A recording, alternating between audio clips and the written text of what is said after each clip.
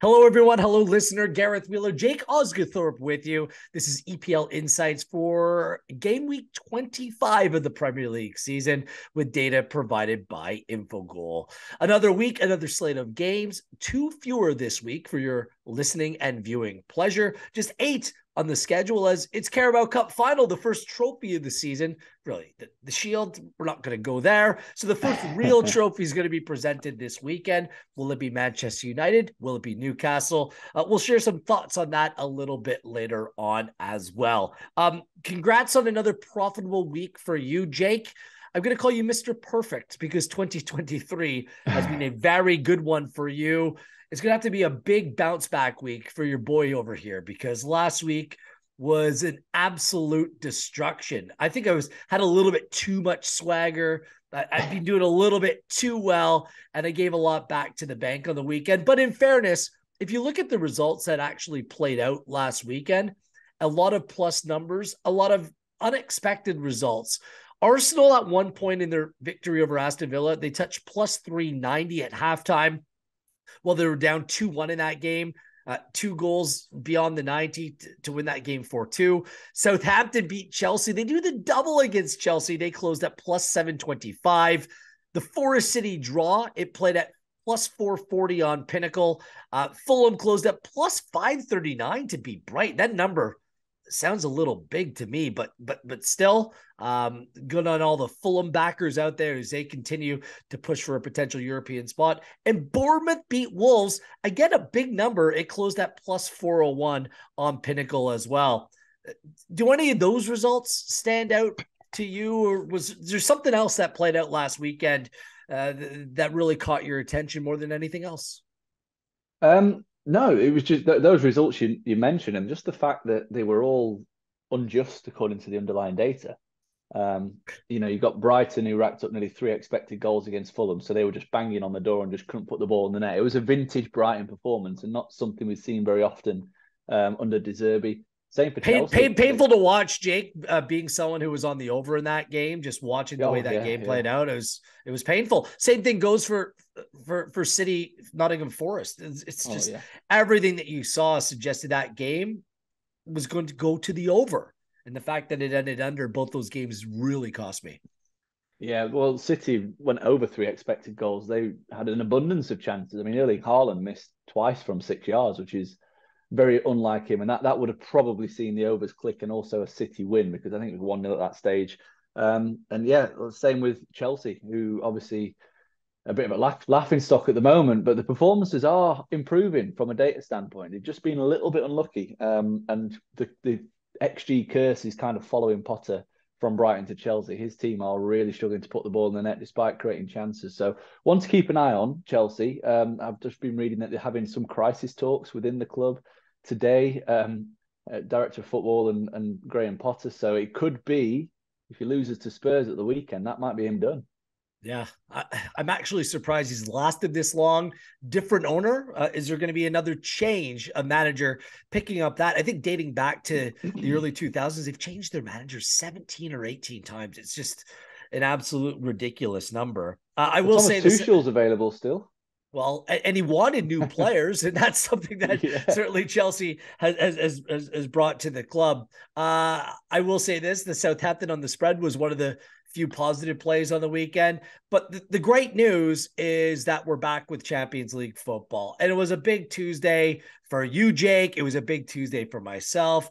2 fat underdogs away from home, playing against teams that were inferior to them, and whatever you lost on the weekend, well, whatever I lost on the weekend, I won it all back and then some, backing Real Madrid and Napoli on Tuesday. Go on, Real Madrid. 5-2. I mean, this just kind of picks up where we leave off every week based on defensive processes or lack thereof of Liverpool, which continues to just simply punish this team. A team that creates plenty of chances, Jake. They had a better XG than Real Madrid in that game. They just simply can't keep the ball out of the back of their own net.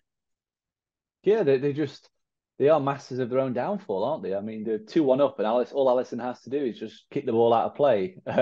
And he kicks it into Vinicius, and you go in at halftime 2-2, and then it's a completely different team talk, completely different game, and just simple mistakes. Like the goal for the third goal, the defensive line was just too straight. Yeah. So I don't know why they were all stood in one line on the 6-yard box, split into two lines, so you at least cover the majority of the space. And then it was just like the fifth goal was kind of just encapsulated everything like that's wrong with Liverpool right now. I mean, Modric, who's 37-year-old, is bursting past players. I mean, it's a Champions League knockout game. Just bring him down. Like 4-2, you've still got a chance. 5-2, it seems like too much. And he's run past two players. Neither of them decided to rugby tackle him or do what we saw. I don't know if you saw the clip. I think it's Sunderland Millwall at the weekend. Millwall players breaking. The Sunderland guy literally jumps on his back for a piggyback. It's brilliant. I definitely would recommend looking at that. Not enough fireworks. The Anfield fear factor. They tried. Not there. They just one other thing quickly. In a season where we've documented on this podcast, it's been over friendly. There was a lot of goals the first half of the season, even coming out of the World Cup break. Still, a lot of goals are being scored. The over, generally a good play. Last weekend, only one game went over 2.5 in terms of the total. And I've noticed this week on Pinnacle, I don't know if there's been an adjustment or something that you've noticed, but a lot of those totals of 2.5 have gone down to 2.25 in terms of being the bar. Have you noticed a market correction? Have you noticed any trends in terms of game totals? It just seemed a bit of an overreaction this week to what happened last week, for sure. There are some matchups this week that you will look at and you would generally think would be tight affairs, the likes of West Ham Forest or, even Everton Villa. But to see all of them generally down is a little bit of a surprise. I think we can definitely squeak out some value on the overs this weekend if you wanted to, really. I think we are at this stage of the season where teams are coming off a very congested January and February. They played a lot of football. So I wouldn't be at all surprised if the kind of the lack of goals maybe continues for a few more weeks until the international break, when players then can have a little bit of a rest, because since Boxing Day, which is less than 2 months ago, like teams have played 13 matches, which is just an obscene number of games to kind of squeeze in. So there is some tiredness aspects coming in, and generally, when you're tired, when you are more tired, you make more mistakes, which obviously the managers will look at that and think, well, how can we stop making mistakes? Is just be a little bit more cautious in our approach. So all those things do come into it, but I do think the lines have moved a little bit too much, to the point where in a couple of cases there is some value in backing the overs, and I'm sure we'll touch on a few. I'm keeping my fingers crossed. I have one game circled, and we'll see how it I hope plays it's not out. Fulham again. I hope you've given up with Fulham now. Look, like, you know me too well, okay? You know me too well. We'll see. When we get to that game, I should slide in one more notable fact as our agenda keeps on growing, as it seemingly does on a weekly basis. After last week's games, Arsenal back atop the table for futures plays on Pinnacle to go on and win the title. Arsenal's still a plus number, plus 110. City have moved to minus 110. And it's worth a mention, Manchester United, a side who last week you derided plus 1,800, needs to be what? You said plus 4,000, plus 5,000 to be in that range. Well, the fine people at Pinnacle in the market are listening to your boy Wheels. The price has shrunk. It's gone down to plus 1,200 based on their win last week. And I guess City dropping points at Forest. What do you make of that? It's still too short. I agree that the price should have dropped after last week, because obviously City were the favourites. City dropped points, but not to that kind of territory. Like if we had it at plus 5,000, plus 6,000 last week, I'd probably expect it to be maybe plus 4,500 at best this week. The thing we have to kind of factor in is that this Man United team, over the course of the season, the body of work is just not as good as what Arsenal and City have put up from an underlying numbers perspective, which is obviously how we calculate these kind of things. So over a longer period of time, their rating is lower than Arsenal and Manchester City, which means that they're expected to accumulate fewer points from now to the end of the season, which obviously means that there's a reduced chance of them winning the title. But as with everything, the bookies don't take any chances. They'll offer you a shorter price than what should be the case, because they've got to keep their margins nice and fat. Right. I don't like that United play to win the title as much as I did last week, but still, it might be still in the Wheeler range. We'll put it that way. So they need a trophy in tow first, and we'll get into that game in a few moments. Let's get to this week's feature 5. And like your friend and mine, Drake, let's start right at the bottom. And of course, we always thought it was going to be Gracia v. Celis in terms of the managerial matchup for a game like this in mid-February in the Premier League. But that's what we are, is 19th place Leeds hosted 20th place Southampton. Leeds coming off a 1-0 loss at Everton. Lost the XG battle in that game as well. No wins in 4, no clean sheets in 5 for Leeds United. And they've scored in just one of their last 5 Premier League games. They did announce they finally have a manager. Javi Gracia, the former Watford manager, has been hired. We'll get Jake's thoughts on that in a moment. Leeds are 3-4-4 at Ellen Road on the season, 15 goals scored, 16 against. Their last home win came on November 5th against Bournemouth. It's been that long. Rodrigo remains out, and he scored twice the last time that these two teams played. Max Wober is out. Looks like the center back has been very good. One of the few bright spots in this Leeds United team. So a dire situation at the back can get that much more complicated for a team lacking true options. For Southampton, coming off that 1-0 win against Chelsea, they do the double against them. James Ward-Prowse. Can we show some respect to this guy? Another free kick goal. He is 17. He's one behind David Beckham for the all-time Premier League lead in direct free kick goals. What an unbelievable statistic. Ruben Celis got off to a winning start. Ralph Hasenhüttl's former number 2. Perhaps that's a good thing that there's a little bit more Ralph or Hasenhüttl influence in this team, because simply put, without him under Nathan Jones, this team was lost. They've gone over in 4 of the last 5 games, 4-0-8 away from home. They're actually tied for 9th. Southampton in away points on the season. 12 of their 18 points have come away from home, so that hasn't been the problem. And only 6 teams have a worse expected goal differential than Southampton. Head-to-head, they played to a 2-2 draw. In that game, the XG was 1.48 to 1.87. Southampton hasn't lost to Leeds in their last 3. Leeds United, no clean sheet in their last 3 against Southampton. And Leeds have been the first to score in 5 of 6. Plus 104 for a home win for Leeds, plus 260 on the draw, plus 292 for a Southampton away victory. I'm not sure where you want to start. Your thoughts on Gracia being named as Leeds United manager, or whether there's a play in this game that stands out to you? There isn't a play that stands out to me. I think there's too many variables for me to kind of pull the trigger on a bet. I think Gracia is a decent enough appointment. He's got good Premier League experience. During his spell at Watford, he actually got them performing like a top half team based on the underlying data. So there is promise there. But I still come back to the fact that they should never have sacked Jesse Marsch. However, like people view him, he got backed in the January window and had 1 game to work with the players that they'd signed, which is just a ridiculous kind of business model. And then you look at the results, they've drawn with Man United away, fair enough, but then they've lost to Everton, a relegation battle. Would Jesse Marsch have got much worse results than that? Probably not. And he'd have had players that he'd brought in to play in his system getting up to speed. So yeah, that just is a bizarre one for me. And I think it's the same with Southampton. You mentioned it there, the fact that Sellers is in there now. Hasenhüttl's number 2. Why did they bother sacking Hasenhüttl? Yeah. He was arguably Agreed. the most important man in that building at St Mary's. He was way better than what Southampton currently are. He's a manager that would probably get a job, one of the top 8, top 10 teams.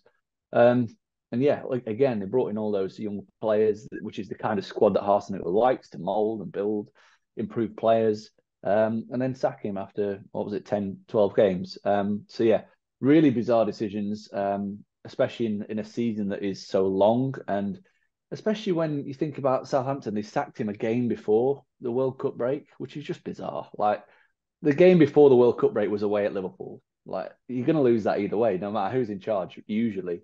And then you've got a World Cup break where no players are going to the World Cup anyway. He can just work with the players. So anyway, that's my rant over. I think both teams were stupid to get rid of the managers. Yep. Both are going to be fighting an uphill battle. The data doesn't show very well on either. Like the Southampton win at Chelsea was a bolt out of the blue, wasn't it? That was really unexpected. conceded loads of chances, rode the luck at times. Can they do the same? I mean, the price is pretty big. To avoid defeat looks interesting, but Yeah. plus, the half a goal head start. But then, what we're going to get from Leeds. Gracia's had 3 days to work with the team. So yeah, that kind of those are the reasons why I've got no bet here. It's just I just think there's too many unquantifiable things at this early stage. So yeah, I'm happy to leave that alone. I don't know if you have an opinion or a Well, betting on. I do, and I have your voice in my head saying there's no such thing as a new manager bounce. And if there's no such thing as a new manager bounce, then there's no way I can bet on Leeds in this game. they're an absolute mess at the back. They concede poor goals. They're unreliable. Their best center back, their best addition during the season is now out. Rodrigo, their most reliable, source of goals, he's out. Why wouldn't I back Southampton with a half goal head start in this game? It's Southampton on the spread plus half a goal at -112. That's a playable number for me. Southampton are dreadful at home. There's no home field advantage. St. Mary's is stale. The team doesn't play with any confidence. But what they've proven is they can go places and score goals against bad teams. They can score goals against pretty good teams as well. It's conceding them that's a little bit more of a problem for this group. But there's not much to separate these sides. Southampton haven't lost to them in their last 3 games.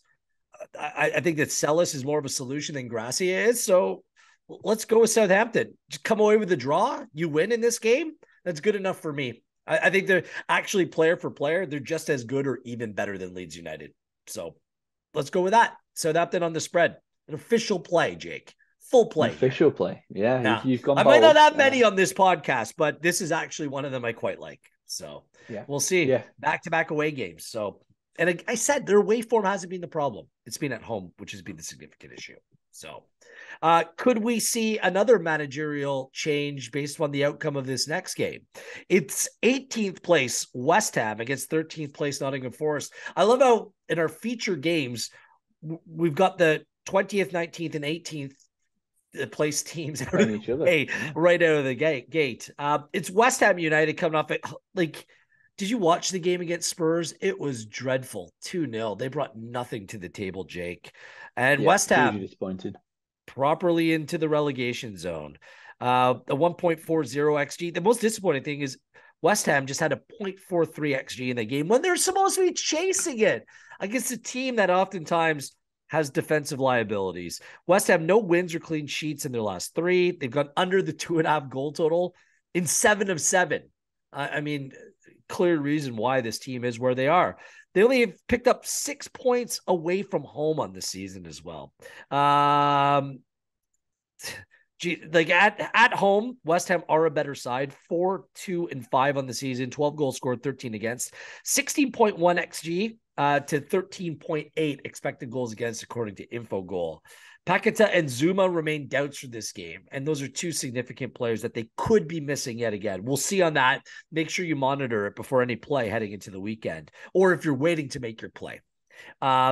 Forest coming off that 1-1 draw with Man City. Chris Wood gets in, 84th minute equalizer. City had over 3 in terms of XG. Forest at 0.85. They look pretty decent in the second half. They really grew into the game, and the really good home form for Nottingham Forest continues. They've only lost 1 game in their last 7 overall, and they actually had the 9th most points at home. Problem is, going away from home, they're a nightmare. 6 points is joint worst. Under 2.5 is cashed in 7 of 8, and they've been the first to concede in 5 of 6. As I mentioned, 1, 3, and 7 away from home. Get this, 3 goals scored, 25 goals conceded. And the 10.4 expected goals in 12 games is the worst in the Premier League. Head-to-head, Forest beat West Ham 1-0 earlier this season. It was a game where the XG was 2.19 to 2.65 in that game, but only 1 goal scored. West Ham hasn't had a clean sheet in 5 against Forest, and over the 2.5 goals has played in 4 of their last 5 meetings. What do you make of this one? Is David Moyes out if they don't come away with the results? I mean, they have to come away with a result, don't they? Forest at home? Like, Jesse Marsch lost his job losing to Forest away, which is proving to be a difficult task. But Forest home, you'd have to think that West Ham need to be the significant favorite in this game. Yeah, it does feel very much must win. Fortunately for West Ham, they've kind of made light work of these kind of home matches throughout the season. Just flick through their record, even going back to the very start of the season. Teams that are down there, they beat Wolves 2-0 quite comfortably, beat Bournemouth 2-0 quite comfortably. Who else we got? Everton a couple of weeks ago, they beat them quite comfortably. So they're the three teams that they've played at home that are in and around them, and they've beat them very comfortably. 2-0 successes across the board. So they'll be fancying their chances, and that number of -125 does appeal when you factor in Forest's bad home form. And I've said to you, haven't I, for probably the last month and a half, Forest are better than you expect, to kind of knock back against them. I know they've caught you out a few times, haven't they? Away at Southampton being one that springs to mind. And that's my nagging doubt. I think that they are a team that are on the up. They're a team that are improving because they've got a good coach and they've got really good players. And yes, they signed a hell of a lot of players, but we're now 6 months down the line and all those players have started to gel and they've started to understand what's required of them. And that's why we're starting to see them pick up more points on a regular basis. And ultimately, that's why I think they'll stay up this season. That, for me, is the main reason why I can't back West Ham. I was looking at the goal line in this, maybe taking the unders. Under 2.5 at -135 was something that did appeal to me. But yeah, the way in which particularly, I'm going to make that play. I'm going to take the under 2.5 goals at -135. It might be a little bit short for some. I just think it's better than taking a slightly bigger price at -102 for the 2.25. I'm much happier to just say, give me a full win if there's only 2 goals. Yeah, West Ham at home they've been good from a process standpoint. They've got a positive expected goal difference. Forest will turn up and try and make things difficult. Like, they're not a team that go toe to toe when they're away from home. They will sit in and look to counter attack. And I think there's going to be it's a bit of a scrappy game. It's a relegation 6-pointer, if you like. And West Ham's defense is really good. Like, the data on the defensive side is really positive. It's kind of top half level when you look at the underlying data. It's just the attack that's letting them down, ultimately. So basically what's going to happen in this game is that West Ham are probably going to keep a clean sheet, and it's just a case of, can they get a goal? So yeah, I'm happy to take the under 2.5. I think it's a bet that's landed in nearly all of West Ham's matches since the restart. If not, it has landed in all of them. All bar Leeds in the last 7. So yeah, they're a very tight team, West Ham. They don't give up many chances, and I think they'll only get tighter as the season progresses. And if they continue to be in that bottom 3, they're going to be in firefighting duty, which is try and keep a clean sheet and nick a goal. Well, some people would call David Moyes gutless, the fact that he'll play 9 defensive players and just 2 attacking players. Other people would call him smart. Like, this is the way that they play, like counterattacking football, play it safe. They do have some good players in attack. There's just an over-reliance on them, and there's nowhere near enough support. But look at some of those games that you said, playing at home. West Ham 2, Wolves 0. West Ham 2, Bournemouth 0. I think it was West Ham 2, Everton 0. Like 2-0 across the board. So I don't like playing the under when it's 2.25. For me, just a half win. It's just, there's not enough in it, especially at a minus number. So let's swing a little bit bigger here. West Ham win to 0, because I put Nottingham Forest in the same category as those aforementioned teams. West Ham win to 0 at +185. Whether it's a 1-0, nice, a nice 2-0, that was the best value I could find in making this play, because I can't see West Ham losing this game. I'm still dead set on fading Nottingham Forest, especially away from home. But you're right, the number for the total and the West Ham outright, not good enough to fully entice me. When you add a little bit more juice, then I can get involved in this. So West Ham win to 0 at +185. Yeah, I can see you've kind of you've kind of split the baby of what I was talking about, is leaning towards West Ham and taking the unders. And I do think that the West Ham will have a great chance of keeping a clean sheet. It's just a case of, can they score? So yeah, there's definitely a case to be made for your bet there. I'm, as I've said this numerous times, a bit more of a cautious punter. And if I think West Ham are going to keep a clean sheet, I think the value definitely is with the unders. Just because I can't see West Ham scoring 3, basically.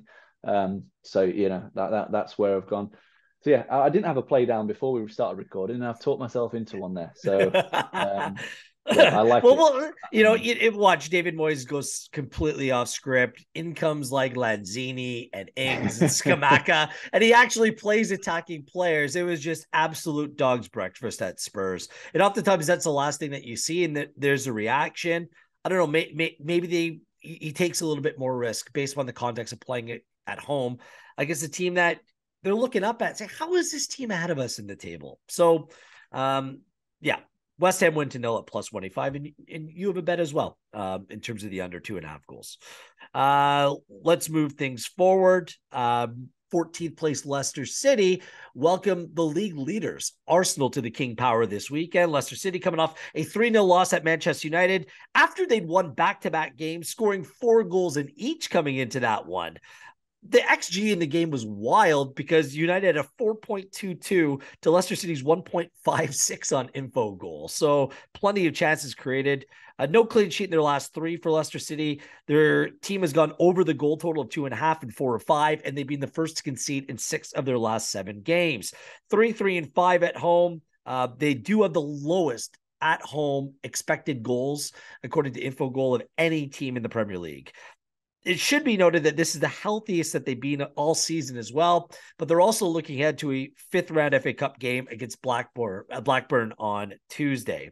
Arsenal came from behind twice to beat Aston Villa 4-2, dominant in the XG 0.36 to 3.41 in that game.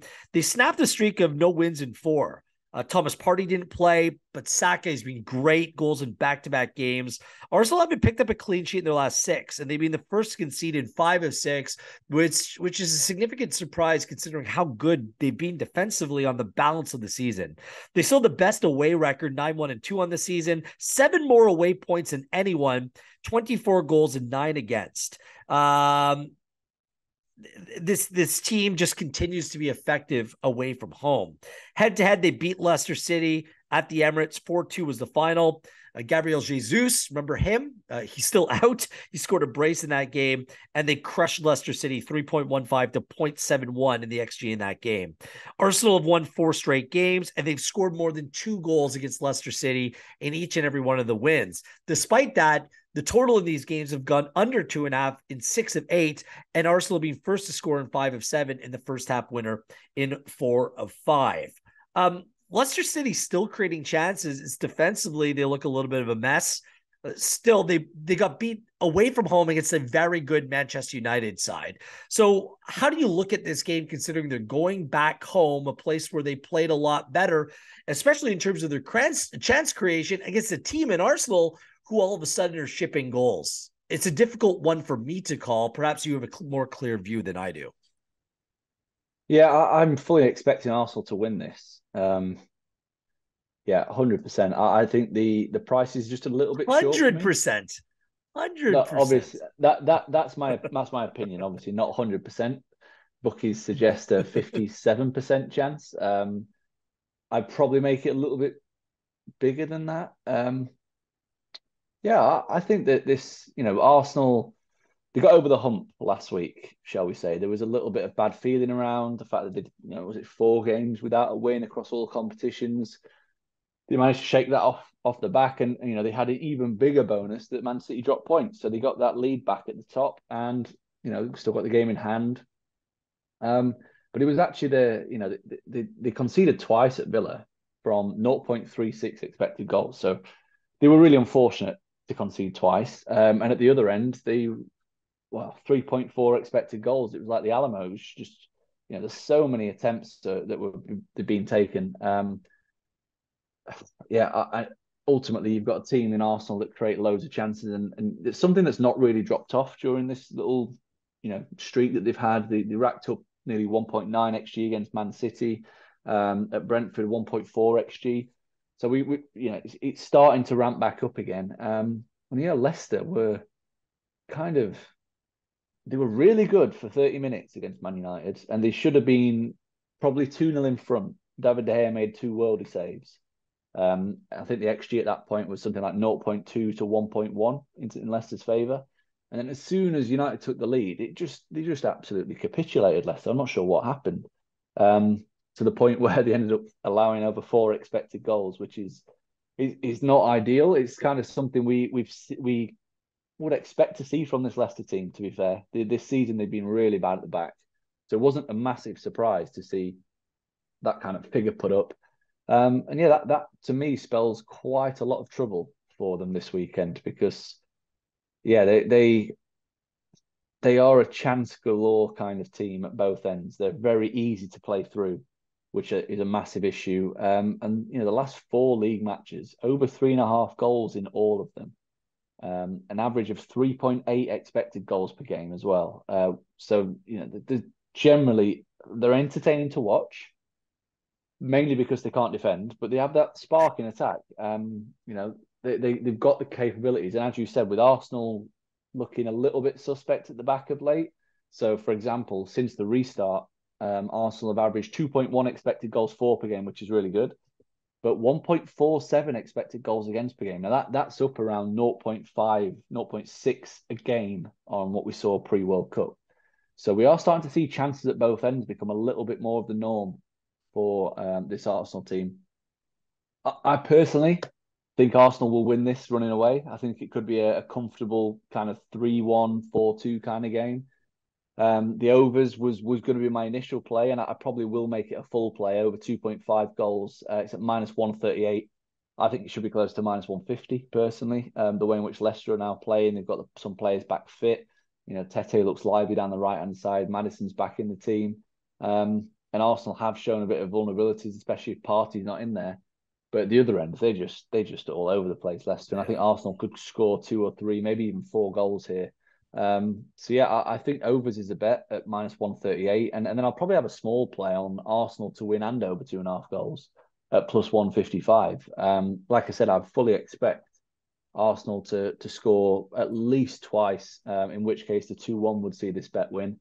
But the way in which, as I said, the Leicester have played, have defended all season long is massive concerns.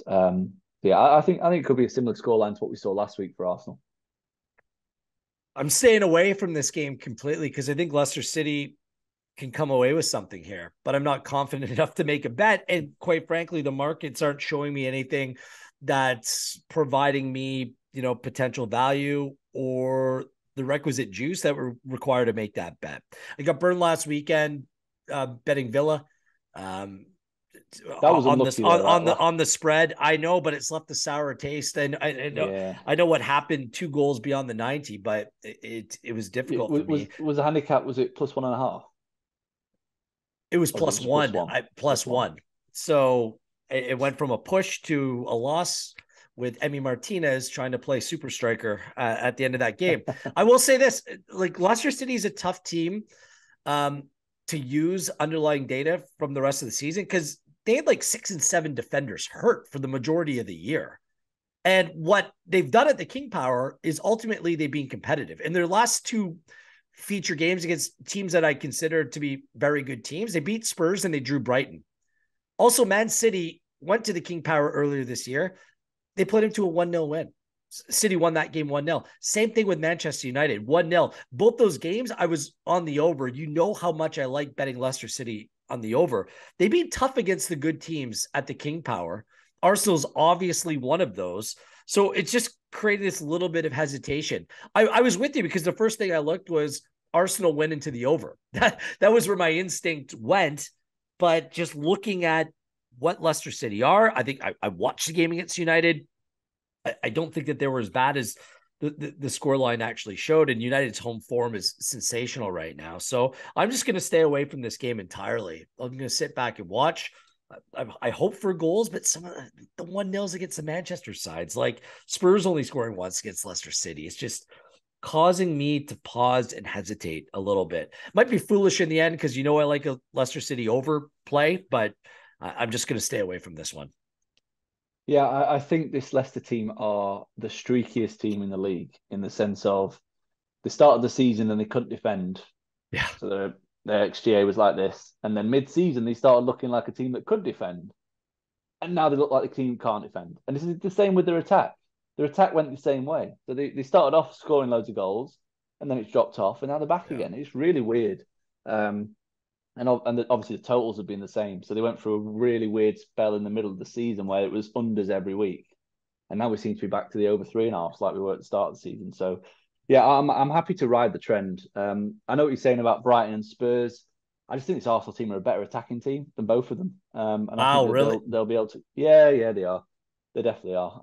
They've got a lot more going for them in attacking areas. They're fully fit. They don't have an FA Cup tie to look forward to either in midweek to potentially look, have some a look ahead Yeah. game. Leicester, they're That's not why I going to go mentioned the FA down. Cup game for Leicester because Yeah, yeah, Arsenal it's a doesn't good have one. shout.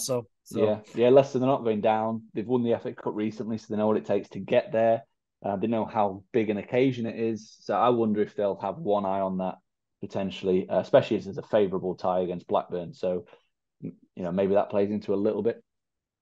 let's move things forward. Another big game this weekend, especially for the away side, to show some mettle after embarrassment in the Champions League on Tuesday. It's 12th place Palace against 8th place Liverpool, where all of those good vibes around Liverpool, back-to-back Premier League wins, have just gone poof, up in smoke.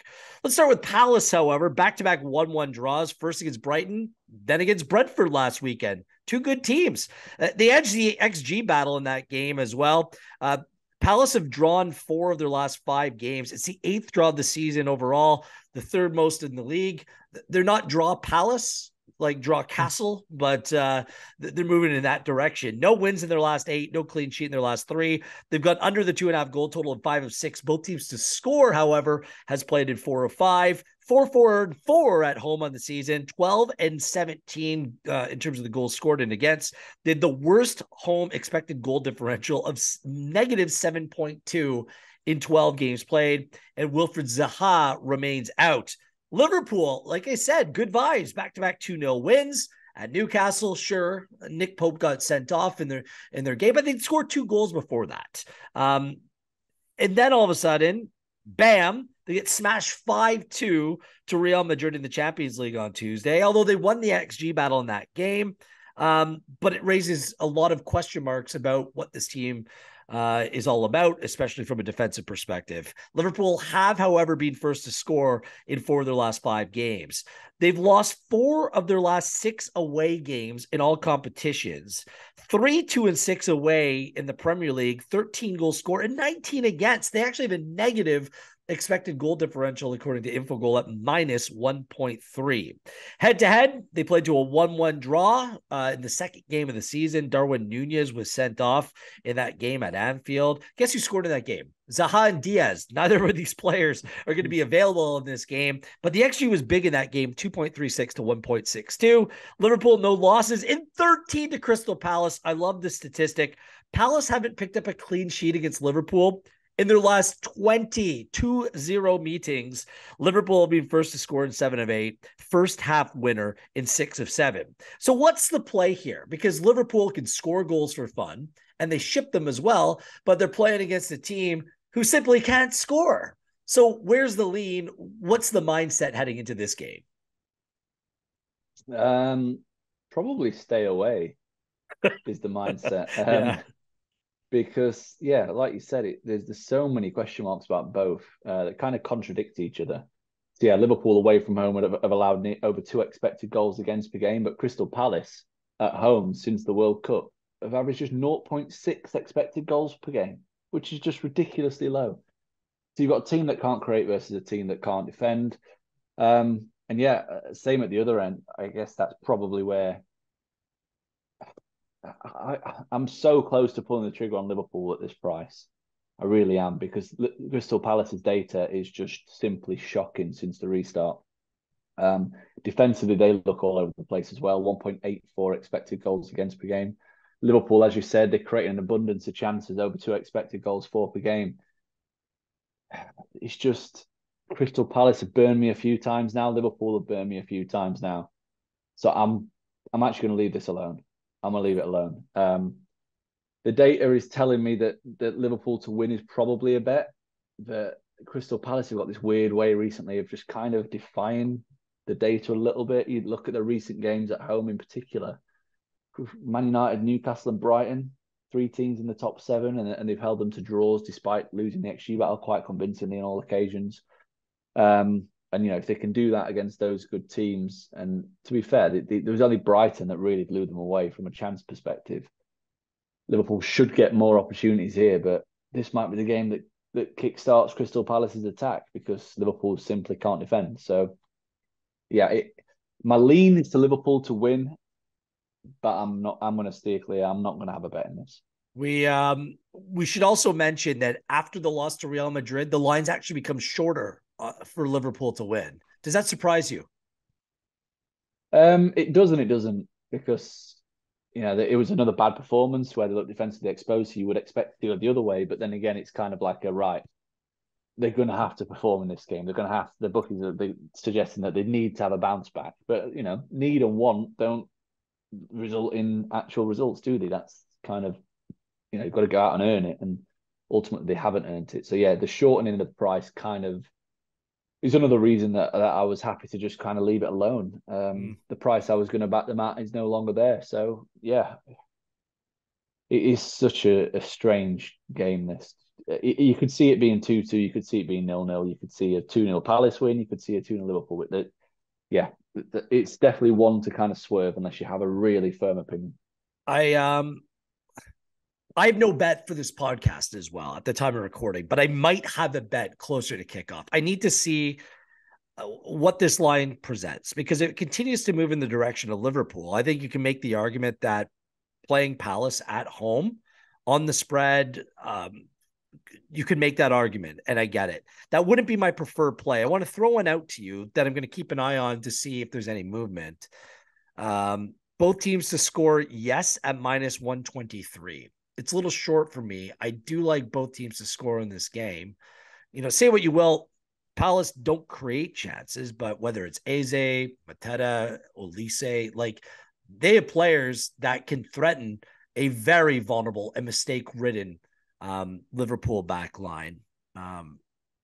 So I would like to make a play, but I don't think that minus 123, I don't think that that's a number that I can get behind right now. What's your take on that?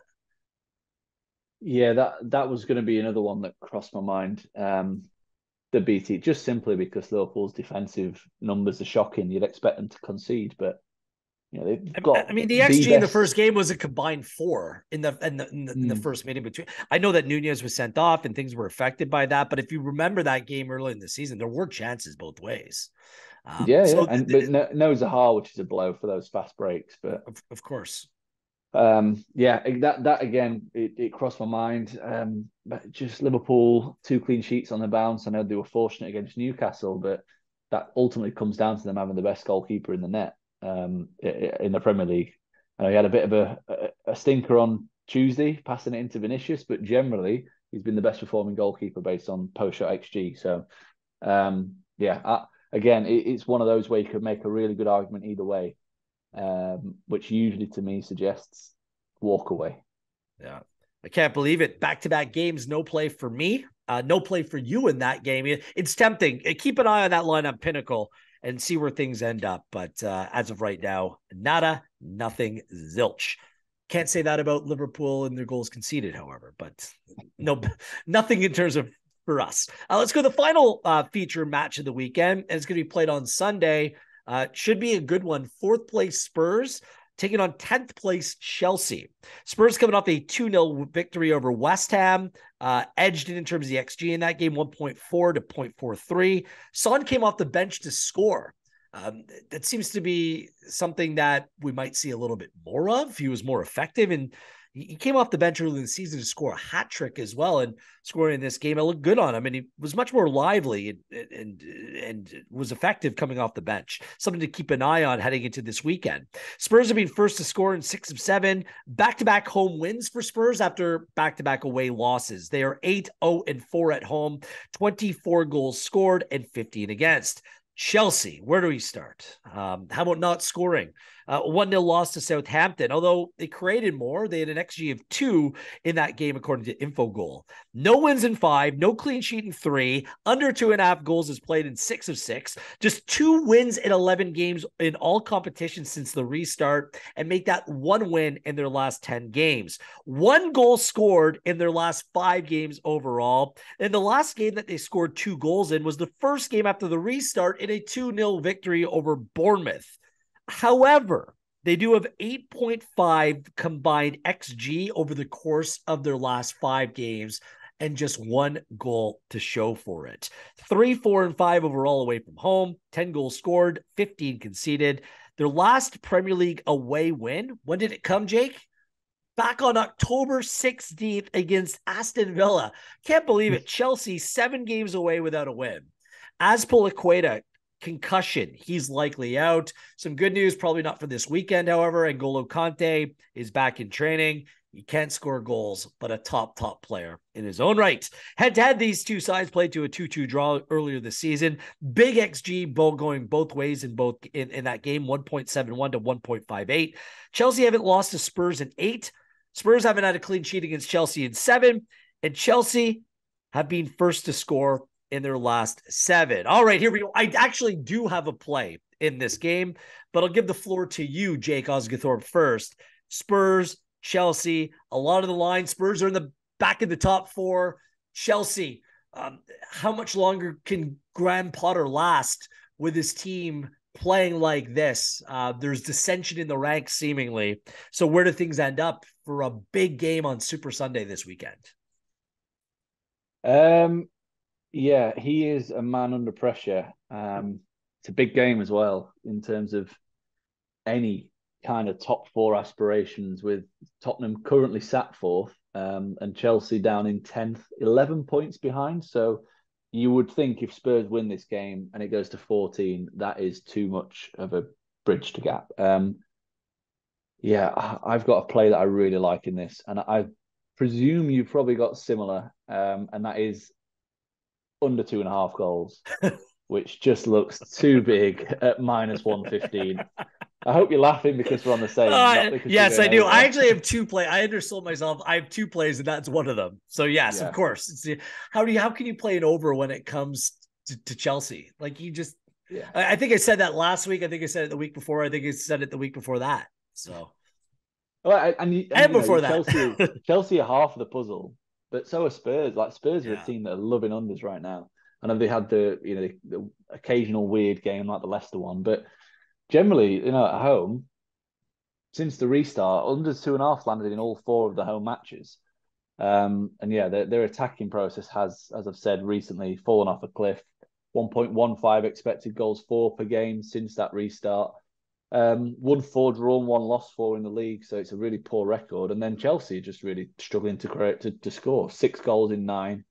Their XG numbers have been better, 1.6 expected goals for per game across those 9 matches. But it's at the back where they are actually really good, 0.95 expected goals against per game. So I think that matchup between Tottenham's attack and Chelsea's defence is definitely something that Chelsea's defence will win, which ultimately means Spurs maybe scoring once or not at all. And then, yeah, can Chelsea actually convert a few chances, which is the big question. Yeah, it almost seems like it's too good to be true, that number on the unders. That -115 looks really big. 8 of 9 Chelsea matches since the restart have gone under 2.5 goals. So you've got a decent sized sample there of Chelsea just consistently, not scoring and also not conceding. So yeah, it was just one of those bets that just jumps off the page and slaps you in the face. So yeah, that I'm pretty sure you've got the same kind of reasoning. I'd be interested to hear what your second bet is. Yeah, exact same reasoning. Under 2.5 at -115. When I look at this game in terms of who the better side is and what the result may be, flip a coin. Like, I don't think that there's much at all between these two teams. So when I see a plus number on a handicap or a draw no bet on nil, then that's screaming for me to play it, because if it ends in a draw, then you get your money back. Chelsea on draw no bet or a nil on the spread at plus 109. Like, never mind Spurs at plus 160 or Chelsea, I believe, is at plus 192. Plus 109 is a good number. Like, Chelsea can win this game outright. I wouldn't be surprised. They're not that far off it. Their processes have been much better, but they simply just can't score goals. You know, in a game like this against Spurs with a backup goalkeeper, a weakened midfield, what do I expect from Spurs? Like, it was feeble by West Ham last week. Like, Spurs didn't win that game. I thought that West Ham lost that game. I think Chelsea, based upon what's going on right now, they have to be aggressive. They have to come out and try to force the issue. And man for man, they're every bit as good as Spurs. Yes, they don't have Harry Kane leading the attack, and you know, a player like that is clearly a difference maker. Put Kane on Chelsea, and then we might be telling it a little bit of a different story here. But I love the play. Chelsea draw no bet at plus 109. So I actually have two bets for this game. Yeah, that definitely is the way I'd be siding as well, in terms of that kind of angle. Yeah. If you gave, let's put it this way: if you gave me Spurs at a draw no bet at plus 109, I'd take that too. Like, yeah, I would, but Spurs is minus 118. You give me yeah. a plus number, like it's just telling me that, you know, that's the smart way to play this. Yeah, we are nearly at a pick 'em, in fairness, looking at these Yes. prices. 160 plus 160 for a Spurs win, plus 193. So we're not far away. Now it's a really difficult one because Chelsea's data is suggesting that they are on the brink of taking off and really, looking like a decent team and picking up wins consistently. And Spurs' data is going the opposite way. Like they are looking more and more like a mid-table team. I know they picked up a couple of wins recently, but they're not performing anywhere near the levels they were at the start of the season. And if the data is correct, and if that's something that actually plays out as we would expect, then the Chelsea draw no bet is a massive price because they are performing like the better team right now. I know they've had a slightly softer schedule of late, but what they've been doing in terms of the chance creation and the chance limitation has been really positive. And the same can't be said for Spurs. So I definitely would be leaning more towards the Chelsea. I just wanted a little bit more of a price. I know you think that, the draw no bet plus 109 is a decent play. I'd have loved to have seen plus half a goal. What is it now? Minus 176. I think that should be closer to minus 150 personally. I think that there may be a slight overreaction to Spurs. That price of plus 160 seems quite big for Spurs. So I'm definitely fence sitting when it comes to the result because I can make an argument for both. I've not got a massive opinion, massive feel for who's going to actually come out on top. I think the two teams that are very unpredictable right now in terms of the data's saying one thing and they're performing in a different way. So the only confident pick I have is that I think it's going to be quite a tight game with a few chances at either end because it's quite a big game for both. So generally when it's a big game for both, it kind of most of the time we see it knows that cave in on itself and be a bit of more of a battle rather than an end-to-end thriller, especially with these two coaches in charge. Go on, Chelsea. I like both bets in this. I think one of those two will be my best bet of the weekend. Let's just get that out of the way now before we head into rapid fire. 6th place Fulham against 15th place Wolves. Fulham coming off a big win at Brighton. I mean, they got crushed. They only had a 0.29 XG in that game, and Solomon scored in the 88th minute. Wolves lost at home, a stinker 1-0 to Bournemouth. Do you have any play in this game? Yeah, I'm taking the unders again. I think I did it in Wolves game last week. It was very, very easy actually. 1-0 is kind of a dream, It was either way, it was kind of felt like a first goal was going to win that match. And yeah, Fulham have become the unders kings in the last 6 matches, or 7 matches. 6 of the last 7. Telling me they're killing me. Yeah. And 7 of the last 9 have seen both teams score no as well, if you want that as an angle. It's no surprise you look at the underlying data, average just under 1 expected goal for per game across that run. So they've not been creating the chances at the same rate. Wolves also have a creative issue. So if you take their matches against the rest, so non-Big Six teams, they've averaged 1.14 expected goals for per game. Defensively, they look pretty sharp, though, pretty good against those teams, just 1.15 expected goals against per game. So you can just tell by those two figures that Wolves are very minimal when it comes to creation and concession of chances. It's the kind of the way in which they want to play. They want to make it like a very cagey game where one moment of brilliance can be the difference. Yeah, fine margin football, as we like to call it. So yeah, the unders looks a great bet to me. You get minus 125. Well, I'd probably make it minus 135 personally. Spite bet time. I've been waiting for this one because No I'm way. bitter. It's a spite bet. I'm gonna hate making this bet, and when it cashes, I'm gonna celebrate like it's the best bet I've ever made. Fulham have gone under 2.5 in 6 of 7. Mitrovic might be out. Wolves have just scored 8 goals away from home. Head to head, they've gone under the 2.5 goal total when Fulham Wolves play in their last 7 games. They played to a 0-0, a goalless draw earlier this season. Forget it all. Damn you, numbers. Over 2.5 at plus 112. Let's lock it in. It's a spite bet. It's like going to be the opposite. So the data is all telling you to go with the Jake Osgathorpe under. I'm saying, screw you. Taking the over here at plus 112. Because one of these, Fulham were my sweetheart. I was just over. And out of spite, I'm betting them over yet again this week. Stubborn I old really me. hope you're I wrong do not for a recommend this couple of play, by the reasons. way. That's why I am calling it a spite bet. So, Yeah, I really hope you're wrong, obviously, because I want the unders to win. I think it's a great bet. But also, yeah. I won't be watching this game. I'm actually going to be out. So I don't Friday Night want to come Football. back and it be like a 3-2 thriller that I've missed. So, Friday Night yeah, Party. yeah, I'm not sure if that's going to be the case. I don't think Wolves do a lot of partying, to be honest. Well, it's Friday night in London. It's good. You know, Yeah, good time. Got the potentially. Yeah, cottage. yeah. Yeah. After the match, Need some maybe. need some goals though. Okay. 16th place, Everton in 11th place, Aston Villa. What do you make of this one? I mean, Everton subscribed to the Daichian theory, win 1-0 at home. And Villa, I mean, 11 goals conceded in their last 3 games. The proverbial something needs to give game. So what's going to give in this game? Um, it's going to be a repeat of what we've seen for Everton. That's how I'm going to go. Uh, Another I'm 1-0. really surprised. I did my notes yesterday for this game.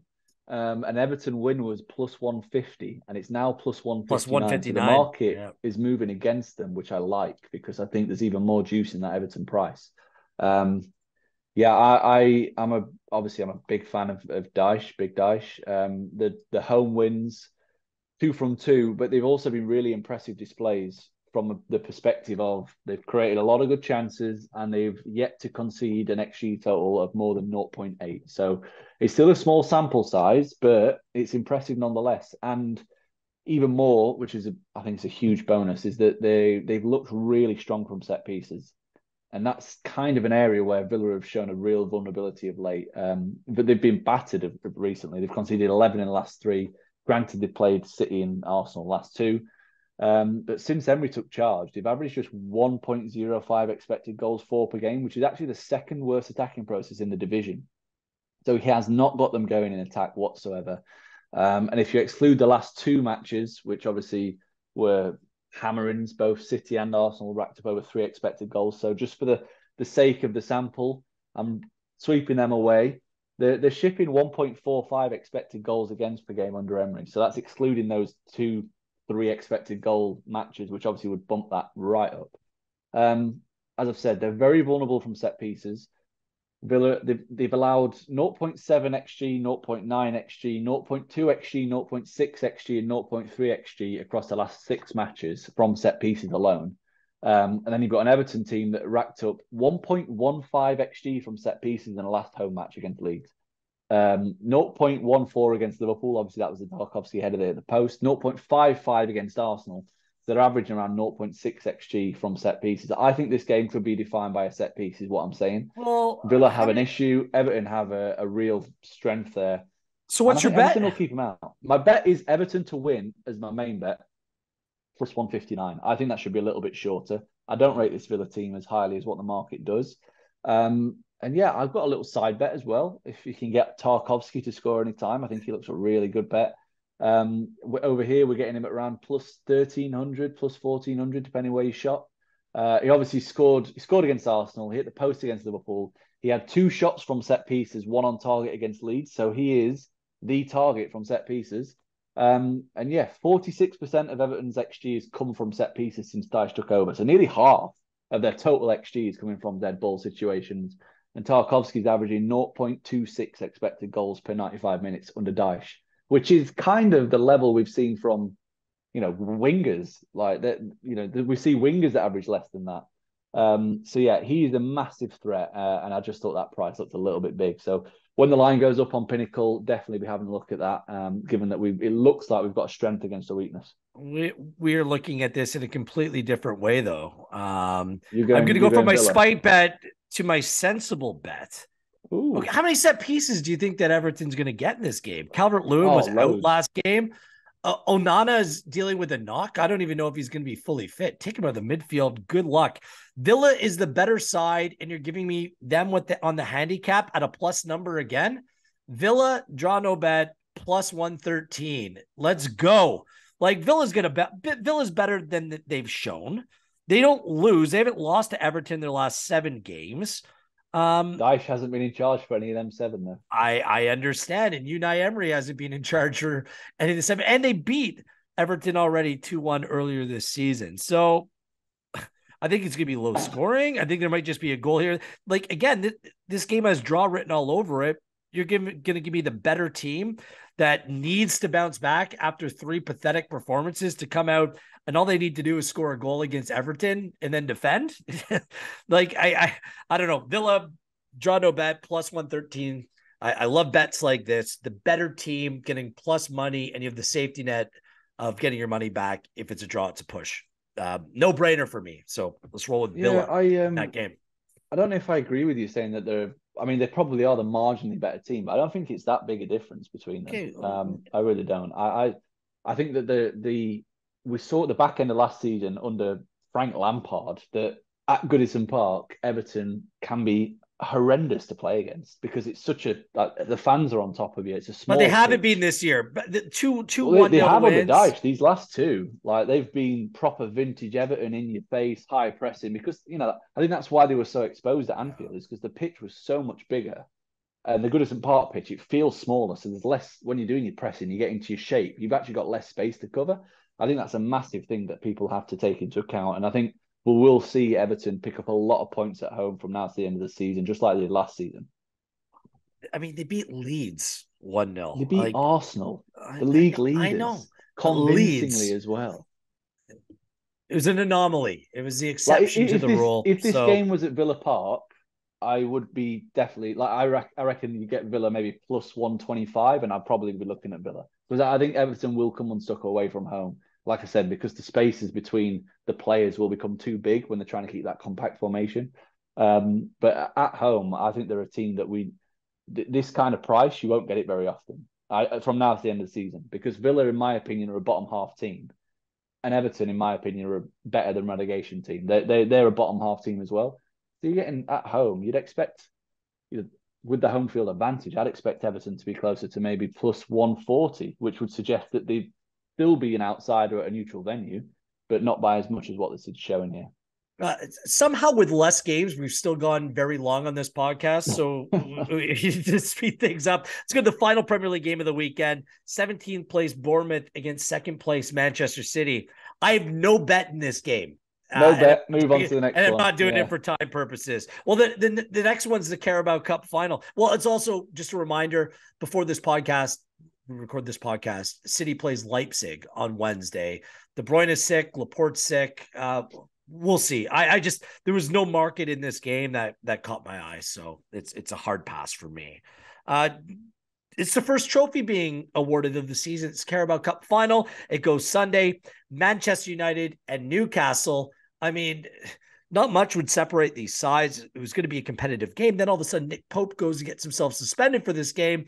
And then you have Loris Karius who's potentially going to be starting this game. It hasn't been confirmed. It could be Gillespie, who's a goalkeeper as well, with Dubravka cup tied because he was with United, played in this competition earlier in this season. What do you make of this final? Who should be favored? And is there a market that's caught your eye? No markets really. The bet would be the unders for me at -119. I think cup finals tend to be quite tense, tend to be quite tight. United will be at full strength, you'd hope, if no one picks up any injuries in midweek. Casemiro's back from his suspension, so he'll be fit to play. And then the only wild card is that Karius could be in the net for Newcastle, and he's to put it bluntly, he's just not very good. He's a massive downgrade on what we've seen from Nick Pope. That's the only caveat for me in taking the unders. We know Newcastle generally are a really strong defensive team. They also have potentially a few injuries as well. I'm not sure if Guimaraes is back for this. I'm not sure if his suspension has finished because he was in a similar boat to Casemiro in the sense that he got sent off around the same time. So that's something really big to look for if you can before taking a look at this, because I will let you know in two. Keep on speaking, and I will let you know in 2 seconds. He's a really important player. We've seen the kind of process and results have really tailed off since he got suspended. He'll be back for this. He'll be back. He got sent off in the second leg against Southampton. They've played West Ham, Bournemouth, and Liverpool, so he should be back for this, which is a huge boost this weekend. And then it's just a case of his Willock back, and then they have a full complement. Callum Wilson was a doubt as well last week, so again, it'd be interesting to see if he's back. But it's really good to see two teams, two good teams, two top four contenders, fully fit, going at it. Either way, I don't think there's much between them, and I can't see either team taking the early risks. So I'll be siding with the unders. But here's the advantage for Newcastle. United plays Barcelona on Thursday night in Europa League. Like the games have come thick and fast for Manchester United. We'll see if that's a disadvantage. Actually, Eric Ten Hag has used it as an advantage, having consistency in his team and being able to rotate around the edges, like not overexposing Varane. Casemiro was out through suspension, so he kind of did it to himself. Lisandro Martinez, like important players in this team have been rotated appropriately. Really, it's Bruno Fernandes who just stays in and plays every game. Everyone else is seemingly being rotated. So the play that I like is the under 2.5 goals. I know it's at -119. It comes with that contingency about Karius, but generally a goalkeeper, I don't care how poor he isn't going to result in a team being, a full goal worse than what they should be or anything like that. In terms of their overall play, I just look at the models. Newcastle goes to Old Trafford, play to a goalless draw. They go to Arsenal, play to a goalless draw. This team has had more draws than anyone else in the league, and they play these close, tight, cagey games. And that's how I see this playing out, especially it being magnified with it being a cup final. So could go 1-0 either way, could go to extra time. But for me, the smartest bet, the best play in this game is the under. Fully agree. Yeah. Nice way to wrap up the podcast with a bit of agreement, eh? And that's it. We'll deal with the futures numbers. We'll deal with some of the individual player numbers as well on next week's podcast when we don't run a little bit heavy. But for all of those future numbers, go to pinnacle.com. The best odds are provided. My best bet of the weekend, it's the Spurs Chelsea under. With a side order of Chelsea, draw no bet at +109. What's your best bet of the weekend? I don't want to do this, but it's the under in Chelsea Spurs. I don't think it worked out for us last time, did it? It didn't. No, we've done two back to back. We had the Everton handicap, and then we had Brentford to win. So you want me to pick something else for fun? No. Look, we're both confident on this bet, so we'll go with it. We're both confident on Brentford bet, and they probably would have won that game 60% of the time. So I should have just said Fulham Wolves over just for the shock and awe of it. So I can't believe we've not got an official head-to-head either, because I can't because it's a spite bet. It's not like it's real money I'm wagering on this, but my confidence, it's going against the numbers, it's going against the algorithm, it's going against everything. But I just feel that this game is going to be over. It has to. Come on, Fulham. Come on, Wolves. Premier League's predictions articles are up at pinnacle.com. Also, keep it locked at Pinnacle on Twitter, as well as YouTube and all of your social channels. Upcoming podcasts include Advantage Better's Indian Wells preview Love me some tennis this time of year. And the return of the Champions League betting blueprint in March as well. At Gareth Wheeler, at Jake Oz on Twitter. And odds are correct at the time of recording. Please gamble responsibly. Top work again this week. We'll do it all again next week with a schedule with FA Cup. It's going to be a little bit all over the board. That's why you tune into podcasts like this. On behalf of Jake, I am Wheels. This has been EPL Insights with data provided by Infogol.